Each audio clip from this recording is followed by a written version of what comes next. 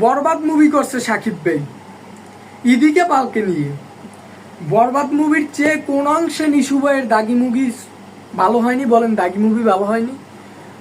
বরবাদ মুভির থেকে কোন অংশে সিএম ভাইয়ের জঙ্গলি মুভি ভালো হয়নি আপনি বলেন? জঙ্গলি মুভির যদি আপনি অভিনয়টা দেখেন আপনি জায়গায় ইমোশনাল হয়ে যাবেন, আর সেটা আপনার ফ্যামিলি পুরো ফ্যামিলি প্যাকেজ নিয়ে দেখতে পারবেন মুভিটা। কেন দেখতে পারবেন? কারণ ওটার ভিতরে অশ্লীল কোনো কার্যক্রম হয়নি। আর আপনার নিশু ভাইয়ের যে দাগি মুভি, ওটা কেন কোন দিক দিয়ে আপনার মনে হয় যে ওই মুভিটা খারাপ? বলেন বলেন কোন দিক দিয়ে মনে হয়? কেন ট্রোল করেন আপনি দাগি মুভি নিয়ে? আপনি দাগি মুভি দেখছেন, আগে দেখবেন তারপর ট্রোল করবেন, বুঝছেন ব্যাপারটা? দাগি মুভির মতো কোনো মুভি হয় না, জঙ্গলি মুভির মতো কোনো মুভি হয় না, হ্যাঁ বরবাদের মতো কোনো মুভি হয় না, কিন্তু বরবাদ মুভি বরবাদের জায়গায়, দাগি মুভি দাগির জায়গায়, জঙ্গলি মুভি জঙ্গলির জায়গায়।